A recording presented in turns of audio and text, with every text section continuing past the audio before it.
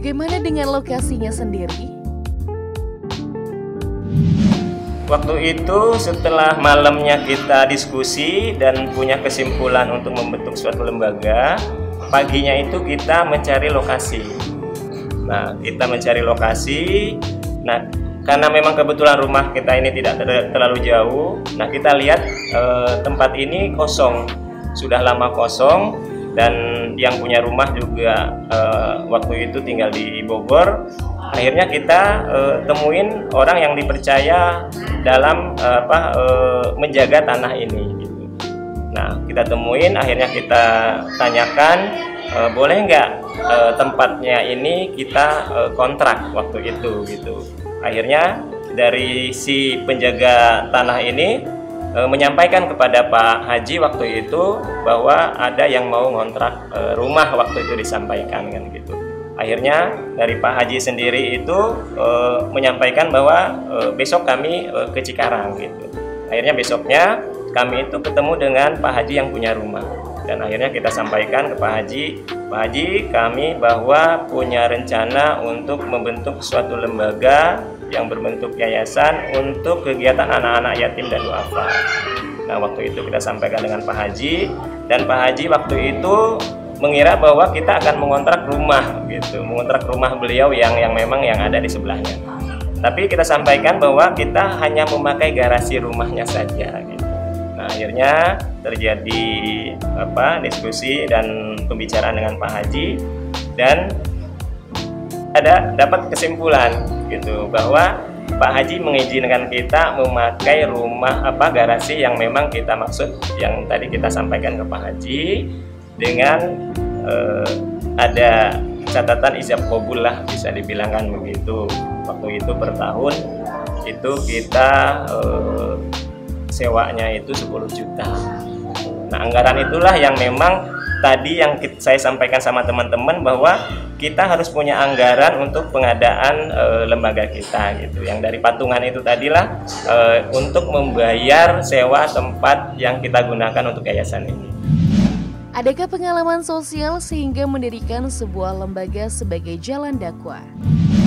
Kebetulan sih kami ini kan kalau ada kegiatan sosial itu kadang-kadang terpanggil ya. Dari teman-teman ini kami itu terpanggil kayak seperti terjadi bencana alam gitu. Jadi kami ini dari teman-teman ini kadang-kadang merasa terpanggil untuk mengajak teman-teman ini untuk sebagian menyisihkan sebagian rezeki dari teman-teman ini untuk kita kumpulkan dan kita kirim ke tempat yang terjadi bencana gitu. Nah, dari perjalanan-perjalanan inilah sehingga kami ini bagaimana caranya supaya kita ini bisa istiqomah berbuat yang bisa memberikan manfaat untuk orang lain gitu. Nah, dalam bentuk lembaga inilah mudah-mudahan apa yang menjadi tekad kami dan keinginan kami ini supaya kami bisa istiqomah itu bisa kami lakukan di yayasan ini. Apa arti pahala bagi Anda? Pahala itu kalau menurut saya pribadi ini kan sesuatu yang memang ganjarannya dari Allah Subhanahu wa Ta'ala, yang memang kita melakukan sesuatu kebaikan itu dengan suatu harapan Allah itu kan ridho dengan apa yang kita laksanakan, dan dengan ridhonya Allah inilah gitu sehingga suatu saat mungkin ya gitu kan kita istilahnya kata para guru-guru kita gitu bahwa yang namanya kita melakukan kebaikan ini adalah sesungguhnya kebaikan itu buat diri kita sendiri gitu. Jadi ini yang menjadi memang motivasi kami, terutama kami sendiri ini, dengan kami melaksanakan kebaikan ini sesungguhnya kami sedang melakukan kebaikan untuk diri kami sendiri. Nah, ini yang menjadi motivasi kami. Apa suka duka yang Anda rasakan selama mengelola sebuah lembaga amal? Suka dukanya banyak ya dalam mengelola suatu lembaga yayasan yang memang bersifat sosial ini.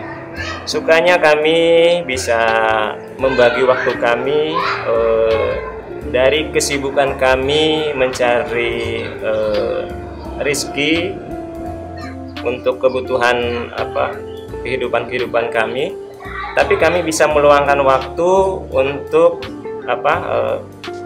memberikan sesuatu yang memang ya menurut kami bisa memberikan manfaat untuk orang lain gitu. Nah, ini selalu menjadi motivasi kami. Apa yang diinginkan dari lembaga amal ini? Kami ingin menghantarkan anak-anak yang ada di lingkungan kami ini menjadi generasi-generasi yang memang bisa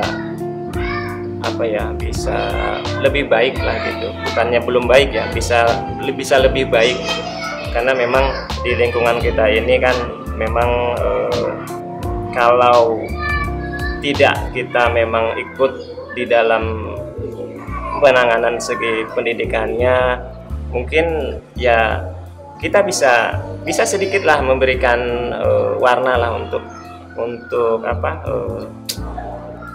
memberikan pendidikan buat anak-anak sih, gitu aja sih.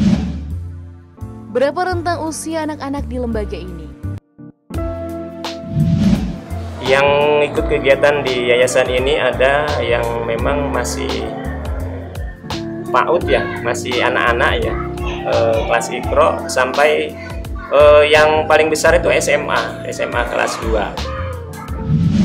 Terus bisa fasilitasi dan kita bisa menghantarkan mereka apa yang menjadi keinginan dan cita-cita mereka.